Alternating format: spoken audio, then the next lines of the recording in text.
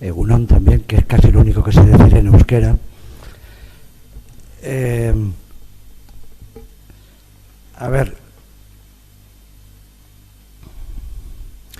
los grupos es una cosa, los grupos me refiero en el desarrollo, en el crecimiento, en la terapia, en las instituciones, los grupos como herramienta de trabajo psicológico y de crecimiento personal,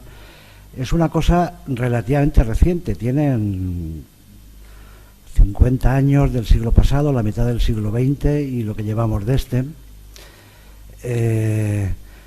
En realidad es muy poco tiempo para una disciplina que ha crecido tanto, de la que se ha escrito tanto,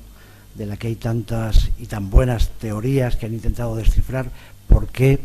en los grupos pasa lo que pasa y por qué tienen esa potencia para la transformación, para el cambio de actitudes, para el mejoramiento personal y demás, ¿no? Y sin embargo, como digo, es una cosa relativamente reciente. La terapia individual se suele fechar en el 1900, que es cuando se publicó la interpretación de los sueños de Freud. Entonces la terapia occidental es como que se le da esa fecha icónica para fecharla cuando nació. Y los grupos, sin embargo, tienen que ver con la guerra, con la Segunda Guerra Mundial. Los grupos nacen del dolor de la guerra. Es muy curioso esto que pasó en Europa y cómo luego se ha ido desarrollando básicamente en América. Pero los grupos fue la respuesta, por un lado, de unos psicoanalistas que tenían que estar atendiendo a heridos de guerra, a soldados traumatizados, y no había recursos suficientes para tratarlos de uno en uno, lo que sería el método convencional del psicoanálisis, y que no tuvieron más remedio que juntarlos de 4 en 4, de 5 en 5, a ver qué pasaba, y de ahí desarrollar otro tipo de teoría, de fenómenos, de entrada saber si la técnica analítica se podría aplicar en grupo, es decir, si igual que se trata el inconsciente de un paciente, se podría tratar el inconsciente de un grupo. Tiene un grupo, tiene el grupo un inconsciente, cómo es, cómo se manifiesta, cómo abordarlo, pero que vino de la pura necesidad, como digo, de tener que atender a la gente y juntarlos porque no había recursos. Y la otra gran escuela, porque estos son la escuela analítica, pero la otra gran escuela, que es la dinámica de grupos de Kurt Lewin, nace también de la guerra. Kurt Lewin era uno de la antigua escuela de la psicología de la forma, de la Gestalt, nada que ver, por otro lado, con la terapia Gestalt, aunque Fritz Perls les robó el nombre. Pero Lewin venía de trabajos de la percepción, de la figura fondo, de aprendizaje y demás, pero cuando él escapa a América huyendo de la persecución nazi, como tantísimos, porque básicamente la psicoterapia occidental ha sido judía y huyó a América en la época nazi, Lewin, cuando llega a América, lo primero que le sorprende es por qué aquí la gente es colaboradora, por qué aquí la gente, cuando se juntan a trabajar, predominan los intentos de colaboración, de obtener los objetivos, de llegar a conseguir los logros, y sin embargo en Europa nos estamos matando. Como si intentar entender qué pasa en la educación europea, que es tan autoritaria, tan jerarquizada, tan patriarcal, diríamos hoy, que hace que la gente nos destruyamos, que el grupo sea más bien un contexto para despersonalizarnos, para ser manejados y para destruirlos. Y sin embargo en América, como la educación democrática u otra manera de entender la realidad, sin embargo hace que las cosas no sean así, y habría que entender qué es lo que pasa aquí que no pasa en Europa, para exportarlo, para desarrollarlo, para entender eso que en Europa nos está costando tanto entender. Así que la guerra fue realmente el catalizador de todo el desarrollo de los grupos. Es como si el grupo fuera una respuesta al dolor de una época muy traumática para todo el continente, y con muchas preguntas que allí surgieron, y que ya no servía solo la explicación de Freud, que era más bien de carácter pesimista sobre el género humano. Freud siempre pensó que la barbarie, digamos, la parte destructiva interna que tenemos todos predominaría sobre la cultura, que la civilización no era más que una especie de dique que raramente podía contener, digamos, los bajos instintos, pero que cuando se saltaban, como podía ser en ese momento de la guerra, se estaba llevando a cabo esa parte destructiva de lo que él llamaba el ello, el inconsciente, la parte de los impulsos destructivos de cada persona. Así que Freud tenía esa especie como de pesimismo, de que el género humano realmente no sería capaz, que la civilización no era capaz de mejorarnos como especie y de llegar a otro tipo de relación. Lewin no tenía tanto esta idea, aunque la había sufrido, pero necesitaba, como a partir de la cultura americana, entender por qué allí funcionaba, y si entonces funcionaba allí, quería decir que se podía educar de otra manera. Así que estas dos grandes corrientes, el psicoanálisis por un lado y lo que Lewin acabó llamando en Estados Unidos la dinámica de grupos, han sido los dos grandes nutrientes de lo que hoy día consideramos toda la literatura sobre terapia de grupos, conducción de grupos, fenómenos grupales y como queréis llamarlo. Y ha crecido mucho esa literatura. Hoy día hay tantísimo escrito sobre grupos, o seguramente más que sobre individual. Incluso Carl Rogers decía que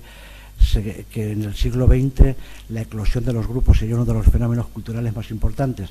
Y yo creo que sí, los grupos en el siglo XX, seguramente junto con el movimiento de las mujeres, de la liberación de las mujeres, sean los dos revulsivos culturales más importantes del siglo XX. Y ambos tienen que ver un poco con el asunto del patriarcado, de maneras distintas, pero todos son un cuestionamiento de una autoridad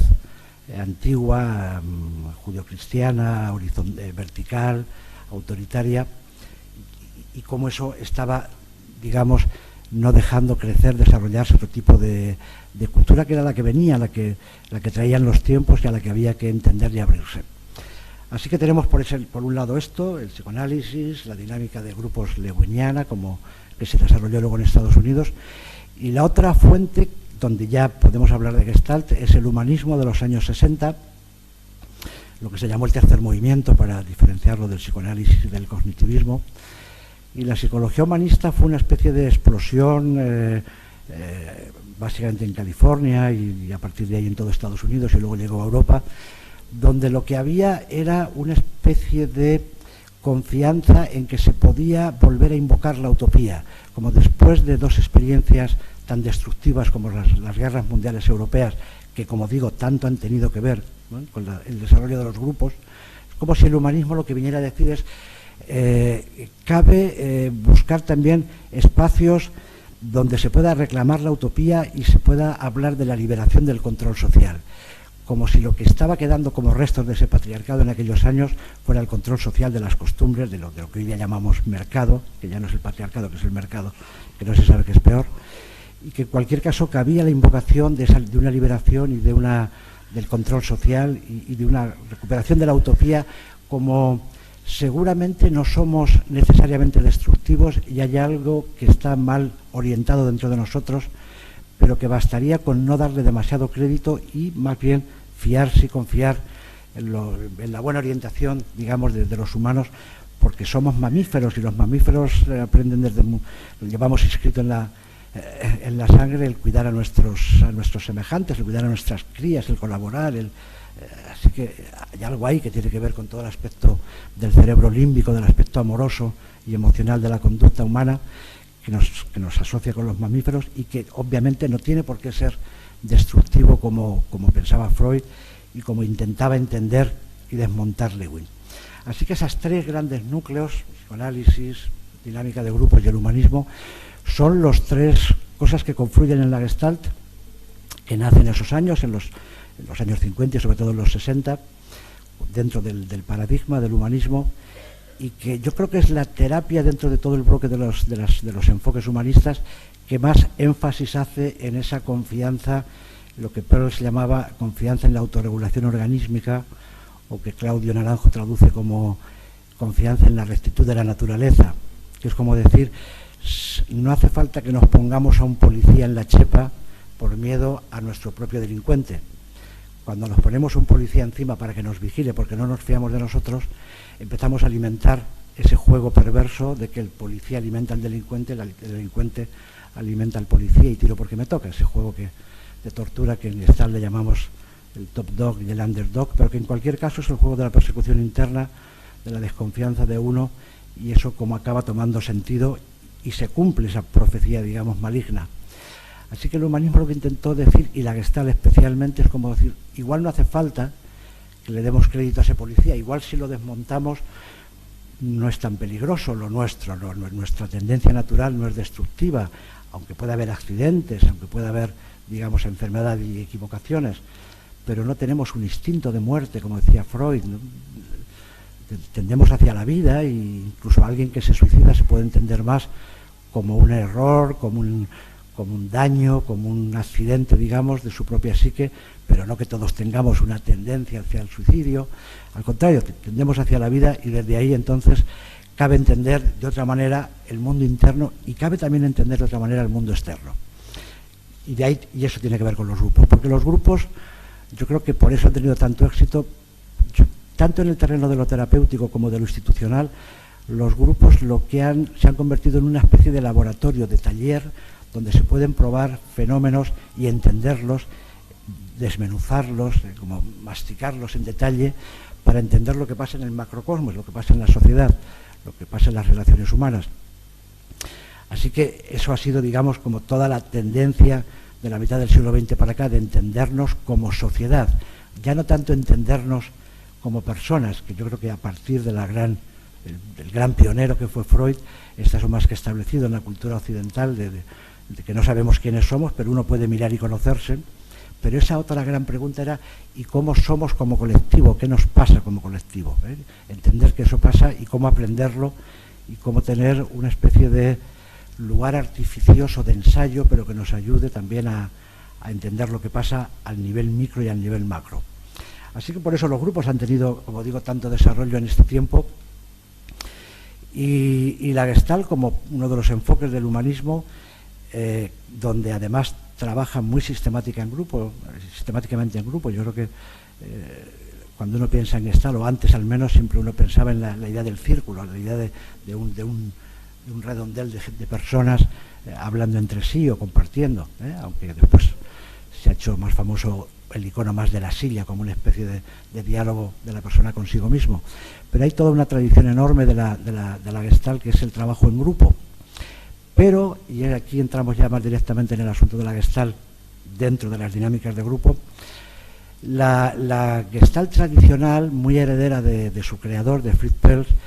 era básicamente una fórmula de trabajar individualmente en grupo. La manera clásica con que trabajaba Fritz Perls era trabajar con un participante del grupo, el que quisiera o en el que ese momento estuviera disponible o más necesitado de atención, sacarlo al centro y hacer un trabajo individual con él, como si fuera una terapia individual, pero en un contexto colectivo donde todos los demás están también interviniendo en silencio, pero participando a través de la vivencia, a través del contagio, a través de la implicación también y de la resonancia emocional con lo que pasa en el centro. Esto para mucha gente era un mal grupo,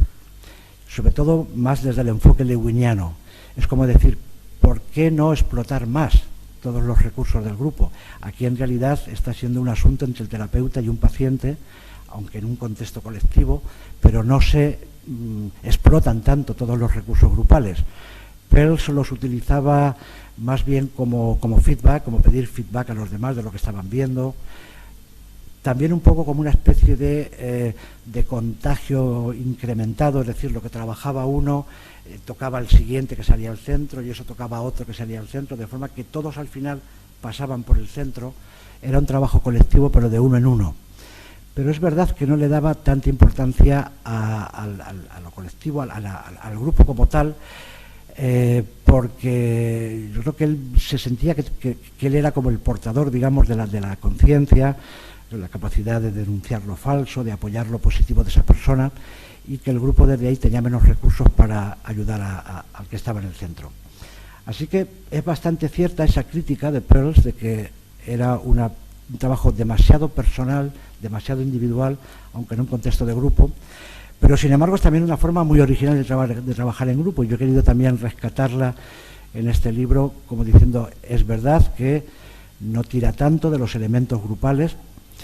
no cree tanto en el grupo como formato per se curativo, cree más en la actividad del terapeuta, pero él siempre tuvo muy en cuenta que eso que ocurría en el centro era radicalmente diferente de la terapia individual. ¿Por qué? Porque la energía de los que están observando, que confluyen en la persona que está en el centro, es de tal calibre, de tal cualidad, que el nivel de compromiso del que está expuesto, digamos, lo potencia por 1000 y es enormemente transformador.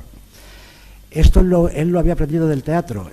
Peirce no tenía formación de terapia de grupo porque en su época de formación no existía. La terapia de grupo, como digo, tardó mucho en entrar en las consultas. Los psicoanalistas, incluso más ortodoxos, nunca creyeron en ella porque pensaban que el psicoanálisis, que se basa en la transferencia, es decir, en todo aquello que el paciente deposita en el terapeuta o proyecta o transfiere, y con lo cual ahí está revisando, digamos, toda su infancia, toda su biografía, eso mejor que nadie lo interrumpa, bastante ya que lo pueda transferir sobre el terapeuta y a partir de ahí analizarlo. Así que para muchos psicoanalistas el método grupal no es una herramienta de terapia. Así que Peirce no tenía esa experiencia, pero sí tenía la experiencia del teatro. Él en su adolescencia tardó mucho en decidir si quería ser actor o quería ser médico, como luego finalmente fue. Y tuvo la suerte de tener uno de los grandes maestros del teatro europeo de la época, Max Reinhardt, que dirigió el Teatro Nacional de Berlín, que es contemporáneo de Stanislavski, de Meyerhold, de los grandes creadores del teatro europeo. Y Max Reinhardt, que fue su maestro, de los pocos que él reconoce además como maestros, que Fritz Perls era muy generoso con lo recibido, pero de Reinhardt siempre habla con mucha devoción. Y a mí me interesó mucho saber qué tendría este hombre que tanto había influido en Perls como para que le siguiera reconociendo a lo largo de toda su vida como uno de sus grandes maestros. Y lo que descubrí especialmente, que tampoco era nada frecuente en la época, ni tampoco tenía que ver con el método de Stanislavski, que en aquella época estaba tomando forma, es que Reinhardt le daba una importancia tremenda a todos los comparsas, digamos, a todos los actores que están en escena acompañando a los protagonistas, que a veces no tienen ni frase o una simple frase, pero cuya presencia es fundamental para que no se hunda la escena. Eso lo sabe todo buen director de teatro, que si los comparsas, que si los figurantes que se llaman, ¿no?, está cada uno en lo suyo, desconectados de la escena se hunde, es decir, ahí falta una energía y falta una química para que los protagonistas se comprometan más con lo que está pasando y ocurra una verdad que traspase, digamos, al patio de butacas y ocurra esa catarsis que busca el teatro como transformación también. El teatro es una técnica terapéutica y eso, de ahí viene el psicodrama y todo lo demás, ¿no? Así que Perls tenía este aprendizaje de Reinhardt. Y Reinhardt decía, hasta el último comparsa tiene que estar centrado en la escena como si fuera el protagonista. Su actitud de atención, de incorporar también su personaje, aunque como digo, no tenga ni frase, es importantísimo porque todo eso va a redundar en la calidad de la presencia de la escena y de los protagonistas y de la totalidad. Eso que decía en la terapia la psicología de la Gestalt, la psicología de la forma, de que el todo es más que la suma de las partes. Sumadas las partes de todos los comparsas y los protagonistas, eso da un todo que es de otra cualidad. Y eso es básicamente la mejor descripción de un grupo. ¿Qué es un grupo? Más que la suma de sus componentes, es otra cosa. Uno puede preguntarse, ¿y de qué cualidad es esa otra cosa? Bueno, pues eso, que luego le entraremos un poquito más, si nos da tiempo, tiene que ver, en el caso de Perls, con el aprendizaje con Reinhardt. Es importante que todos los que están asistiendo al trabajo del centro estén trabajando ellos a través del otro, pero que estén tan implicados en el asunto que se estén identificando con lo que el otro le pasa porque se parece o porque es lo contrario. Yo me puedo identificar con el trabajo en el centro de una persona que está revisando, por ejemplo, el dolor de desentenderse con su pareja o con su padre o con su jefe, y me toca porque a mí también me pasa, y entonces estoy, a través de que trabajar él, yo estoy trabajando también. A veces por lo contrario, a mí no me pasa eso, pero me pasa lo contrario, y eso me lleva a mí, a mi propio trabajo, a revisar lo mío, pero eso no me separa de la escena, porque estoy trabajando, aunque sea otra mi escena interna, estoy también participando energéticamente de lo que está pasando. Cuando todo el grupo está implicado en lo que está pasando en el centro, eso es una situación mágica muy particular, que todos los que hayáis tenido la suerte de que eso os pase en grupo lo reconoceréis como una experiencia muy transformadora, aunque uno no sea el protagonista de la escena. Así que la manera clásica de trabajar de Perls, que era eso, salir al centro y trabajar con uno, es una muy sutil manera de trabajar. Lo que Perls venía a decir es como si está todo el mundo en el aquí y ahora, lo que esté pasando en el centro está contagiando al resto y les está haciendo trabajar internamente o les va a poner en la puerta para ser el siguiente que va a ocupar ese centro del grupo, esa silla caliente, que es un eufemismo en inglés de la silla eléctrica. Es decir, en lugar de ponerte en el filo de la navaja, en lugar del peligro, de peligro de vida o de muerte, digamos, ¿no? Eso que pasa del fuera adentro, que unos grandes gestaltistas, los Polster, Irving y Miriam Polster, que son discípulos directos de Peirce, lo llamaron el método del coro griego. Ellos retomaron la metáfora del teatro diciendo, en el coro griego es como un alter ego de los protagonistas. A veces es la voz de los dioses, a veces es la voz de la conciencia, a veces es, en cualquier caso, avisa, consuela, es como si estuvieran siendo los portadores de la filosofía, del destino, de la comprensión de lo que está pasando. Eso que ocurre en el coro griego y que es tan importante para la escena de los protagonistas es lo que se llamó así el estilo de trabajo de Fritz Perls, porque era pedirle a todos los de alrededor que estuvieran tan implicados que eso aumentara el compromiso de la escena central. Pero ocurre también a lo contrario, es decir, ocurre también que lo que está pasando en el centro está salpicando a los demás. Es decir, si el del centro necesita de la atención de la periferia, los periféricos están siendo impactados por el trabajo del centro. En la medida que se compromete más el paciente que está trabajando en el centro, el resto de los observadores están trabajando a mayor nivel de profundidad. Así que hay una especie como de metáfora de, por un lado es el coro que influye en el centro y por otro lado es el centro que afecta a la periferia, con la metáfora del guijarro en el agua, ¿no? Cuando uno tira un guijarro en el agua, cada onda expansiva va abriendo más, va llegando a más nivel, va como contagiando de más conciencia a los que están alrededor. Así que es una manera muy particular de que todos estén trabajando, aunque sea de uno en uno, y aunque sea bajo esta fórmula que no pareciera tan grupal como otras, ¿no? Pero rescatando que este estilo de Perls es también una manera original de trabajar en grupo, sí que es verdad que faltaba más recuperar más bien la tradición que desarrolló Lewin y que tiene que ver genealógicamente con la psicología de la Gestalt, así que algún parentesco tenemos también con esa parte. Y ahí ya entramos en otro asunto, que es cómo enfocar el grupo ya no solo como el lugar que acompaña al individuo, sino como una personalidad en sí misma, como una totalidad. Y a la Gestalt le ha faltado durante muchos años una lectura del grupo como totalidad. Es curioso que, siendo una técnica de integración, una técnica que suscribe esa frase de la psicología de la forma de que el todo es más que la suma de las partes, el todo es diferente de la suma de las partes, decía Lewin, pero sin embargo, eso que es una descripción del grupo, la Gestalt nunca lo ha explotado lo suficiente hasta los años 70, que fue a través de la escuela de Cleveland. En la Gestalt hay como dos tendencias, lo que se llamó la costa este y la costa oeste, la zona californiana, que fue la época, digamos, de madurez, el final de Perls, y la época de los años de Nueva York, que fue la llegada de Perls en los años 50 a América, y el equipo, el primer grupo de gestaltistas que se formó allí en torno a él y a Laura Perls, y que se suele llamar la escuela de Cleveland o de la costa este, la escuela de Nueva York. Entonces, una terapeuta de esa escuela, Elaine Kepner, es la que dio el primer modelo de cómo trabajar o cómo aplicar a la terapia de grupo gestáltica la teoría del campo, que fue la gran aportación de Lewin. Es decir, el grupo es un campo de fuerzas que además son más conflictivas cuanto más enfrentadas están y cuando son de la misma categoría de intensidad, ¿eh? Cada persona en un grupo son dos fuerzas distintas, a veces confluyen, a veces se separan, tiran cada uno por su lado y eso es lo que levanta los conflictos en el grupo, pero en ese campo de fuerzas todo lo que está pasando es función de todos, cualquier cambio en una parte afecta a la totalidad. Y esa teoría del campo, que fue uno de los grandes descubrimientos de Lewin, la Gestalt necesitaba tomarlo también para hacer una lectura del grupo. Es decir, esto que está pasando aquí en esta persona es también función de la totalidad del grupo y tiene que ver con el grupo como tal, y hay que hacer una lectura y como hacer una extrapolación también al grupo. Esto la Gestalt no lo había hecho, solo lo habían hecho hasta entonces los psicoanalistas, mejor dicho los grupoanalistas, es decir, la corriente que dentro del psicoanálisis tendió hacia el grupo como herramienta terapéutica, que como decía antes, no todos los psicoanalistas lo han compartido eso, pero sí que hay una gran corriente que es el grupoanálisis,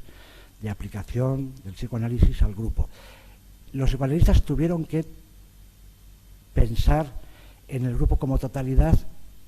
en sus términos, es decir, si ellos tratan el inconsciente de la persona que está tumbada en el diván, también tuvieron que pensar, hay un inconsciente del grupo, podríamos tratar al grupo como si fuera un paciente, eso supondría que hay un inconsciente grupal, antes de que se hablara incluso del inconsciente colectivo junguiano, que no tiene que ver exactamente con esto, pero sí con la idea de entonces, si tomamos al grupo como una totalidad, también tiene un inconsciente y hay que intentar entenderlo. Por ahí viene toda la escuela inglesa de Bion, de Full, que es lo que se conoce como la Tavistock,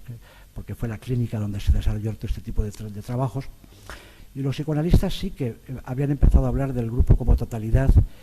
y con teorías donde hablan de procesos, el grupo tiene un proceso, empieza así, luego sigue asá, o luego viene aquí, o luego vuelve allá, pero va funcionando porque tiene una totalidad, tiene como un alma.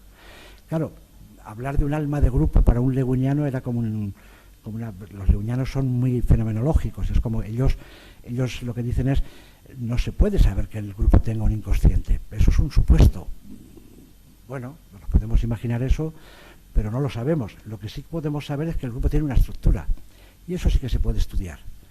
¿Y cuál es la estructura del grupo para los lewinianos? Pues el grupo tiene miembros, tiene subgrupos, tiene liderazgos, tiene roles, tiene normas, tiene sistemas de comunicación. Todo eso es la estructura del grupo y eso se puede estudiar y eso se puede, digamos, hacer ciencia con eso. Con lo otro que dicen los psicoanalistas, con el inconsciente del grupo, con en qué fase regresiva está el grupo, eso para un grupo analista, para un lewiniano, digamos, uno de la dinámica de grupos, corresponde a un terreno mucho más peligroso. Y la Gestalt un poco ahí se movió con ambivalencia, porque también la Gestalt es muy fenomenológica, es muy de apoyo a lo que hay, a lo obvio, a lo que se puede comprobar con los sentidos. Así que también desde ahí hablar de inconsciente del grupo, de grupo como totalidad, un gestaltista clásico diría, ¿qué es eso del grupo? Será fulanito, menganito y zutanito, pero el grupo, eso es una entelequia, eso es un concepto, eso. Así que la Gestalt tardó mucho en aprovechar, por un lado, su herencia psicoanalítica, porque Fritz Perls venía de ahí, y también la herencia de Lewin, que venía de la psicología de la Gestalt, y que también algún tipo de parentesco tenía con lo nuestro. Así que, como digo, hasta los años 70 no se fue haciendo una lectura gestáltica donde se intentara completar el método de la silla caliente o del trabajo individual en el centro. Y por ahí viene el primer modelo de grupo, que es de los años 70, como digo, de la escuela de Cleveland, donde esta mujer, Elaine Kepner, lo que dice es que, y retoma muchas tradiciones desde Bion hasta Fulkes y demás, donde dice que sí, que los grupos pasan por fases y que se pueden analizar esas fases y que van creciendo como un organismo que se desarrolla y que esas fases tienen un arranque, que ya lo llamó identidad, como que lo primero que un grupo se pregunta y las personas de un grupo se preguntan es ¿quién soy yo aquí? ¿Quiénes somos nosotros? El primer problema del grupo es el de la identidad. Uno llega a un grupo y cae como un marciano. Está rodeado de gente que no conoce, que se supone que venimos a lo mismo, pero cada uno tiene, aunque compartamos de hecho la palabra terapia de grupos o desarrollo personal o cualquiera que sea el título del encuadre grupal, pero cada uno viene con su idea al respecto, así que ni siquiera compartimos la idea de para qué estamos aquí y cómo esto nos va a servir. Así que la primera fase de todo grupo es una pérdida de identidad. Uno entra allí y no sabe ni quién es el otro, ni quién es el terapeuta, ni si él va a ser importante para los otros o para el terapeuta. Así que todo eso es una primera fase en la vida de los grupos que tiene mucho que ver con lo que Yalom llamará más tarde, a mí me gusta mucho la palabra de Yalom, orientación. Él dice, la primera fase de los grupos la podríamos llamar la fase de orientación, porque es esto, es como cómo me oriento yo en este lugar desconocido, donde no sé quién es el otro, donde no tengo más que prejuicios o primeras impresiones o proyecciones de mi propia biografía, donde no sé qué significo para la autoridad, para la persona que lleva esto, para el terapeuta, para el coordinador, donde no sé hasta qué punto me van a aceptar, me van a dar un sitio. Así que todo eso es una zona de zozobra que es por donde siempre empieza un grupo. ¿Quién soy yo y qué hacemos aquí? Ese sería el asunto, ¿no? La segunda fase en esta escuela de Cleveland tiene que ver con, ella lo llama, Elaine Kepler lo llamó influencia, que ya es un asunto como de asuntos de poder, de quién influye en quién, aquí quién tiene más la voz cantante, quién tiene más respeto, a quién se le hace más caso cuando habla, quién es más líder, quién parece que esté más sano, quién parece que esté más enfermo, o que no pinta nada aquí, o que su opinión no cuenta. Entonces empieza a haber todos fenómenos que tienen que ver, en la medida que la gente se va conociendo y que van interactuando en un grupo, empieza a haber conflicto, digamos que es como lo llama Yalom a la segunda fase, igual que llama orientación a la primera, la segunda es conflicto, pero que la Kepler lo llama influencia. Tiene que ver, y eso es lo que tienen en común, la formulación es distinta, pero lo común es que son fenómenos de poder. Es decir, el grupo lo que sirve es para que esta persona que participa y que llega allí como un marciano que tiene que hacerse el sitio, empiece a aprender cómo ocupa su lugar mejor o peor en la vida, en el mundo. Es como un proceso de coger su propio poder, su sitio, su identidad en el grupo. Así que es una especie como de reentrenamiento de lo que pasó en la familia. También en la familia cada uno ha tenido que coger su sitio, pero la familia es un sistema más determinista, porque ocurre cuando somos niños, cuando todavía no tenemos una madurez, un ego desarrollado. Así que en la familia nos hemos adaptado de una manera inconsciente a través del carácter. Si en mi familia ya estaba el chico bueno, el hermano bueno y estudioso, ya estaba ocupado por mi hermano, a mí me quedaba el trasto o el rebelde o el que creaba problemas, y otro ocupa el lugar del pacificador, y otro ocupa el lugar del no sé qué. En la familia nos hemos adaptado de una manera muy inconsciente y muy temprana, pero sin conciencia, porque ocurre a una edad en que todavía no tenemos uso de razón, el carácter se constituye muy temprano. Así que eso ha ocurrido en la familia, y el grupo va a ser el lugar donde esto lo podemos reproducir, pero con conciencia como adultos. Aquí yo cómo voy a coger el sitio, aquí yo, qué hay mío aquí que funciona y qué hay mío que no funciona, a qué se le hace caso, a qué no, qué tiene sentido, qué no tiene sentido, y sobre todo porque uno lo está viendo en grupo, en directo, en el aquí y ahora, y le está explicando muchas cosas de su vida. Uno en grupo suele entender por qué le ha ido mal las relaciones, o por qué le va mal en el trabajo, porque tiene dificultades con la autoridad, porque tiene dificultades con los iguales, porque el grupo es como un laboratorio muy al minuto, muy en el presente, en el aquí y ahora de todo eso que está pasando. Y lo que está pasando en esta segunda fase, digamos, de la vida del grupo, son todo asuntos de poder. El poder de entrada se le deposita al coordinador, él es el que sabe, el que tiene la técnica, el que tiene el conocimiento, el que me va a curar, el que me va a enseñar, en fin, se le deposita todo. Bion lo llamaba fase de dependencia, porque es como un niño que pone todo en los brazos de papá, que va a ser el que le salve y el que le cuide. Pero como papá no salva ni cuida, porque un terapeuta lo que hace es que le va devolviendo la responsabilidad a los miembros, si él se pone siempre a salvar y solucionar las cosas, el grupo se va a mantener permanentemente inmaduro, infantilizado. Así que cualquier terapeuta que no sea demasiado narcisista lo que va a hacer básicamente es ir devolviendo el poder a los propios miembros, que son quien lo tienen, y que ellos tienen que irlo aprendiendo, que irlo jugando en el grupo y irlo jugando contra sus iguales, porque ¿cómo uno aprende de su poder en grupo? A base de rifirrafes, a base de fricción. Es como si todos somos tan distintos y aquí estamos juntos, las diferencias de cada uno van a ser motivo de fricción siempre. Los grupos curan, como yo digo, como los guijarros, por desgaste. Es decir, el guijarro acaba pulido, pero acaba pulido después de arrastrarse por el río no sé cuánto. Pues los grupos es igual, uno aprende, uno se hace maduro, uno se pule a base de fricción, de roces, de que lo mío que choca con lo tuyo que no lo puedo recibir, lo que me indigna, lo que me enfada, lo que me hiere, lo que me recuerda cosas dolorosas de mí, lo que no soporto, lo que no me atrevo a jugar, lo que me da envidia que tú juegues. Todo ese rifirrafe, que son fenómenos básicos de todo grupo medianamente sano, son fases de conflicto, son fases de influencia, que decía Elaine Kepler, son fases de poder, digamos, sintetizándolo de otra manera. Pero es la fase más importante de la vida del grupo.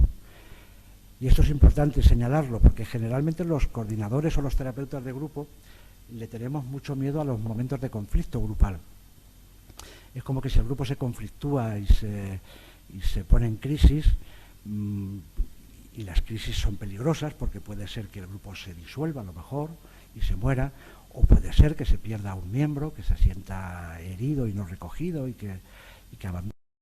El coordinador tiene mucho miedo a que toda esta conflictividad destruya el grupo o pierda alguno de los miembros, y generalmente el coordinador se siente responsable de eso. Es como que si eso ocurre es porque él lo ha hecho mal, o no ha sabido templar las dificultades, o no ha sabido hacer que se entendieran los que no se pueden entender en un momento dado. Y eso es un error, porque entonces los terapeutas lo que hacen es que intentan poner la venda antes de la herida, intentan resolver el conflicto antes de que dé todos sus frutos.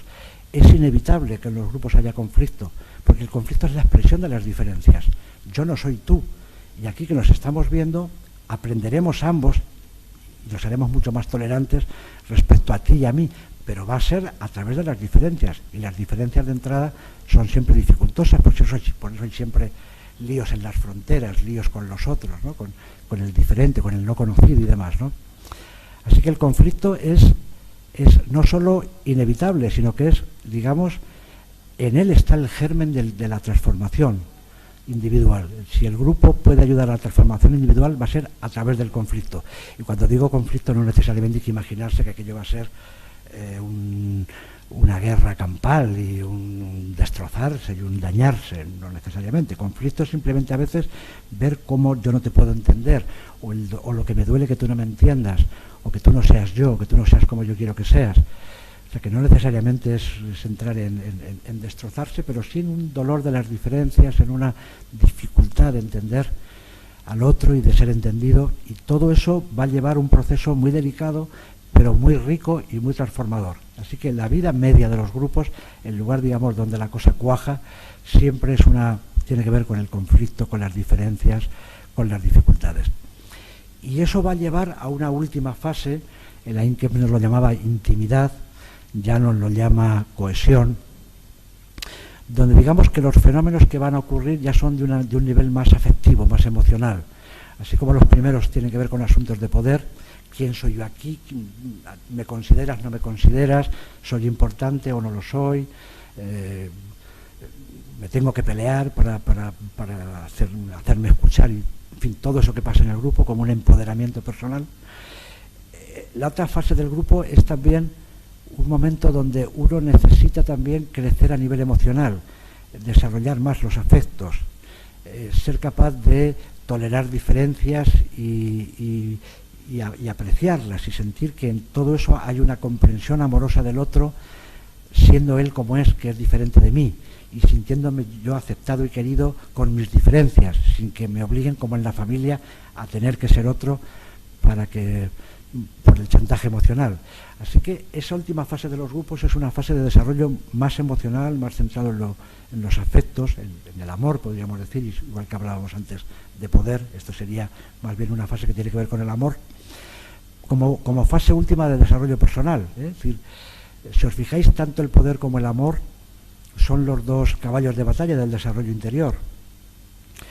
porque son zonas de ambivalencia interna. Esto lo decían unos teóricos que yo aprecio mucho, del grupo análisis, y que también estuvieron muy afines a la dinámica de Lewin, que son Bill y Separ, y esta pareja de terapeutas americanos hablan de que los grupos sirven para que uno crezca en lo que tiene que ver con el poder y en lo que tiene que ver con el amor, y esas dos áreas ellos las llaman áreas de ambigüedad interior. ¿Qué quiere decir esto? Quiere decir que todos queremos poder y todos le tenemos miedo al poder. Todos queremos amar y ser amados, y todos tenemos miedo a amar y ser amados. Así que es una cosa ambivalente, porque nos gusta tanto como lo tememos. Así que el grupo va a ser un lugar donde eso se va a ver a las claras y potenciado. Mi poder aquí, que no tengo, o que me lo tengo que ganar, aunque sea a codazos, pero va a ser aquello que yo desarrolle en la vida del grupo hasta sentir que tengo mi sitio, que existo, y seguramente no como pensaba que tenía que ser, no porque soy más autoritario o más gritón o más amedrentador, sino por mi propio poder personal. Pero también con el amor pasa lo mismo. Yo quiero pertenecer a este grupo, yo quiero que me quieran, pero también tengo mucho miedo de que si me quieren me van a cortar las alas, no voy a poder irme, va a ser una dependencia, va a ser como la familia también. Uno necesita una familia, pero también necesita irse, si no se muere, se ahoga también, ¿no? Así que el amor es también un área de ambivalencia interna, y eso es lo que afecta a la última parte de la vida de los grupos. Es como si lo que se va aprendiendo acerca del poder personal tuviera que complementarse en la última fase de la vida del grupo con lo que se va aprendiendo a nivel de los afectos. ¿Cuánto soy yo capaz de ser más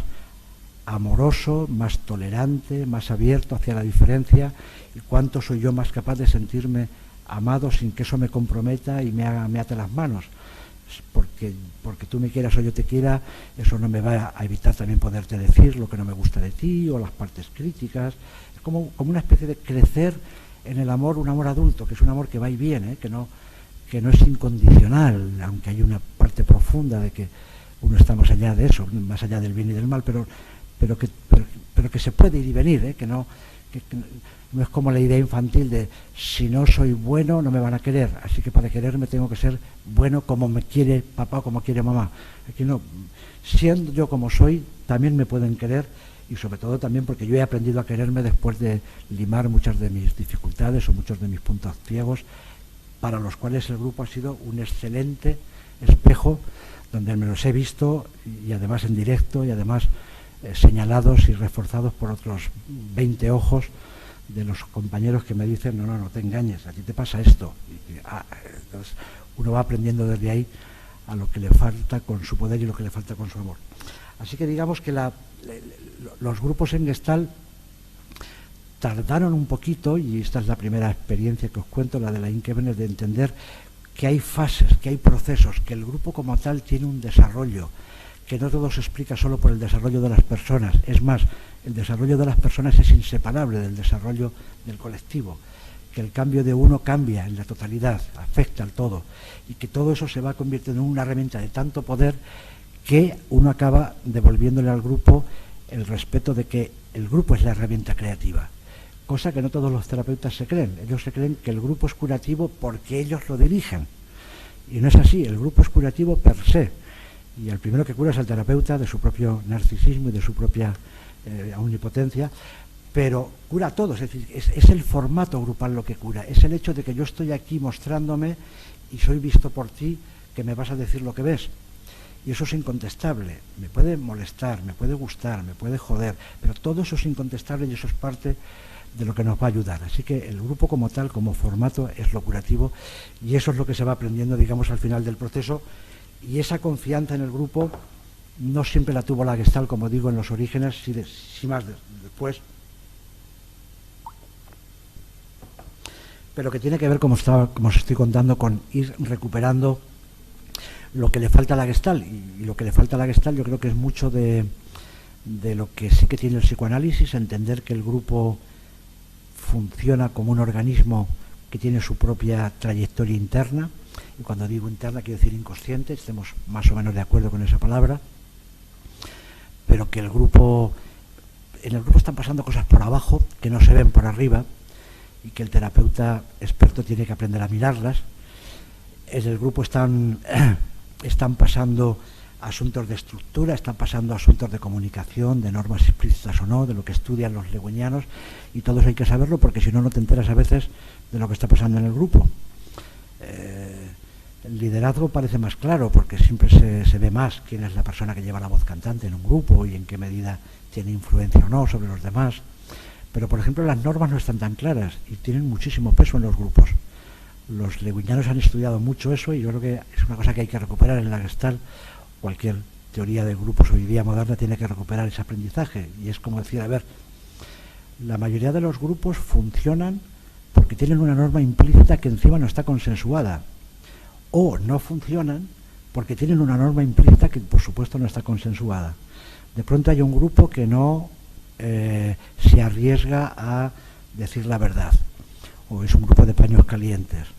o es un grupo donde al contrario, es un grupo muy confrontativo, muy peleón, muy de denunciar.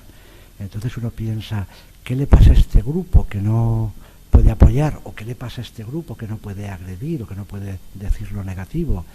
Entonces, si uno empieza a pensar, diciendo, aquí parece que hubiera una norma implícita que nadie la ha puesto, pero que el grupo la ha pillado de las maneras más peregrinas, donde o no se puede apoyar, o no se puede atacar, o o no se puede reír, o no se puede estar serio, o no se puede... Es decir, cada grupo tiene un montón de normas implícitas que hasta que uno no se para a enfocarlas, a preguntarle al propio grupo que las vaya resolviendo o poniéndolas en conciencia, están actuando de fondo y a veces un grupo se paraliza simplemente por eso. Yo recuerdo uno de los básicos hace muchos años en la escuela, en mi escuela, que al acabar el curso les pregunté: me ha sorprendido mucho que en este grupo hayáis sido tan dóciles con la autoridad. Y me dijeron: ah, claro, pero es que tú en el primer mes te cogiste un cabreo con no sé quién, cosa que a mí se me había olvidado, pero alguien debió ponerse muy rebelde, o yo qué sé, o me intentó cortar la cabeza y yo le debí responder también de una forma muy directa, y el grupo la había interiorizado como una norma. No se puede atacar a la autoridad, o tiene mal pronóstico atacar a la autoridad. Sin ninguna conciencia, nadie lo había explicitado, yo tampoco, o sea, a mí se me había olvidado, pero eso estaba afectando la vida del grupo, el desarrollo del grupo. Y eso tiene un enorme peso, es decir, o sea, que son cosas que están muy en la cultura de los grupos, y sin embargo los leguiñanos le dan mucha importancia, pero no siempre se le da, por ejemplo, en los grupos más de corte clínico. Así que yo creo que a estas alturas del tiempo en el que estamos y con tantas teorías de grupo, no cabe sino hacer una integración de modelos.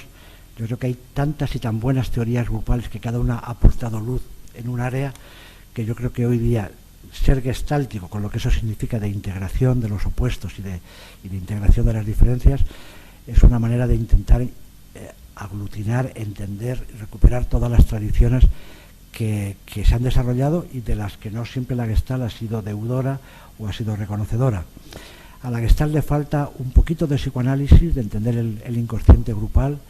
le falta un poquito también de recuperar lo simbólico, lo imaginario. La Gestalt se empeña mucho en lo fenomenológico, en lo obvio, en lo que está aquí pasando, y es obvio porque lo veo yo y lo vemos todos, pero hay muchas cosas de los grupos que no se ven, que son simbólicas, que tienen que ver con otro tipo de cosas. En los grupos pasan cosas que son de un ámbito más trascendente, y también a veces la Gestalt ha sido muy empeñada en lo humano, pero no en lo sobrenatural, digamos, o hay un cierto recelo a lo que va al otro lado, pero en los grupos hay momentos de pura magia que parecen estados de alterados de conciencia. De pronto un grupo, porque alguien se abre y toca algo muy fuerte, los participantes entran en una especie de comunión amorosa con eso que está pasando,